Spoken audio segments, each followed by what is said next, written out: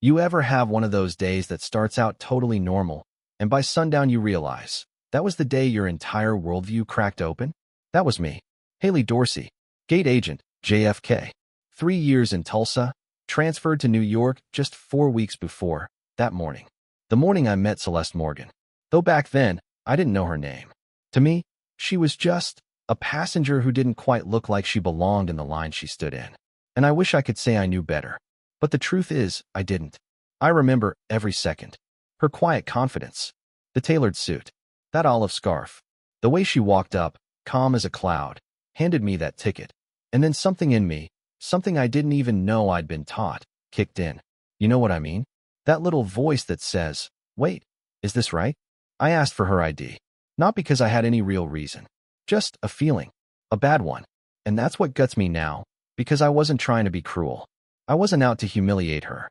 But in that moment, I wasn't fair either. I didn't scan her ticket. I didn't say welcome. I didn't do the job I was hired to do. Instead, I let that silent, poisonous instinct, the one born of 1,000 small messages we get growing up, take the wheel. And while I stood there, stalling, fumbling, pretending to check the screen, she made one phone call. Quiet. Calm. No scene. No yelling. Just clarity. Within minutes, the airport's pulse shifted. Security showed up. Executives started buzzing like flies. The woman I tried to screen out was, it turned out, the reason first-class passengers had stopped complaining about Horizon's food. She wasn't just a VIP. She was the VIP. And me? I became the lesson. When Cynthia Reyes stormed down the terminal in those red heels like justice incarnate, I knew it was over. I watched her walk straight up to Ms. Morgan, not with authority, but with apology. I couldn't hear what they said, but I felt it. The shift. The moment I knew this wasn't just about a seat.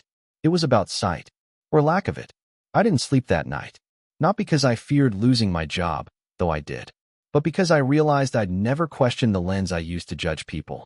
And yeah, I was removed from gate duty. HR called it a suspension for procedural review, but no one needed to spell it out. I'd made Horizon flinch, not because I screamed, not because I broke rules, but because I revealed the rules we all pretend aren't there. I kept thinking, what if she hadn't been Celeste Morgan? What if she was just a nurse flying home? Or a teacher on break? Would anyone have believed her? Would I have? That's the question that haunts me. In the days that followed, I read the Reddit posts, the tweets, even the internal memos Horizon never thought I'd see. I saw how one quiet woman made an entire system hold a mirror to its face and flinch. And I didn't hate her for it. I admired her. She could have destroyed me, gone public, called for my head. But she didn't. She didn't need to. Because the silence around her was louder than any speech I've ever heard. She never looked at me with anger. She looked through me, like someone who's seen this story play out too many times to waste another breath explaining it. That's what broke me. Not shame, but the truth. I started seeing things differently after that. I started listening. Took courses on unconscious bias. Read up on history I never bothered to understand before. Talked to Mia, the only one who quietly questioned me that day, and finally told her, you were right. And every time I pass through JFK now, I look at gate 17, and I pause. Not because I miss it, but because that gate, that exact spot, is where I stopped being blind. I don't expect forgiveness.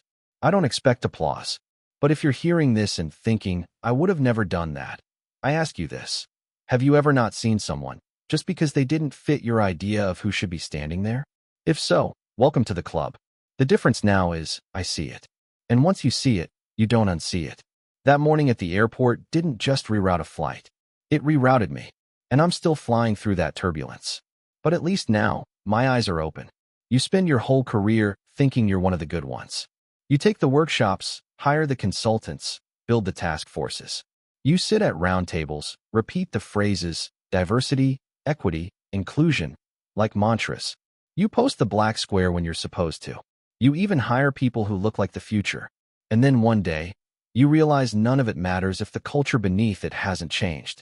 That day for me, Gate 17. I'm Cynthia Reyes, Regional Director, Horizon Air, or as I used to say with pride, the woman who cleaned up the mess left behind by the last PR disaster. I'm used to putting out fires, used to being the calm in the storm. But that morning, that wasn't a fire. That was an earthquake, and I didn't see it coming. At 9:03 a.m., I got a message from a name I know all too well, Maggie Geller. Subject line, Gate 17. Urgent. Celeste Morgan being held. Contract attached. And just like that, my entire stomach dropped. Celeste Morgan, the woman who rebuilt our food program from the ground up. The reason our Fresh Flight campaign wasn't another corporate fluff piece. The quiet, brilliant, impossible-to-rattle CEO who refused every press opportunity we offered. The woman who made our food mean something again. And she was being detained at my airport. By my people. On my watch. I didn't even finish my coffee. I left a room full of execs mid-meeting, high heels clicking so hard through the hallway, I could feel the tension echo behind me. When I got to the terminal, I saw her. Standing still. Perfect posture. Silent. Regal almost. And next to her, the security guard. Behind the counter, a young woman. Pale, uncertain, clearly realizing she'd made a mistake, but too deep in it to pull back. I wanted to scream. Not at Celeste. Never at her. At the system I thought I had fixed. At the culture I thought I had updated. But mostly at myself. Because I knew this wasn't the first time. It was just the first time the system messed with the wrong woman. And when I finally walked up to her, extended my hand, and tried to say something, anything, all she said was, "Do you know what seat I was assigned?" 1A, I said. Her eyes didn't even narrow. She just smiled. That kind of smile that slices deeper than any insult. And said, "Because someone just told me this line was only for premium passengers." She didn't raise her voice. She didn't curse. But her words cut cleaner than any blade. In that moment, I didn't see just a customer. I saw a mirror. One that didn't care about my job title or my polished resume.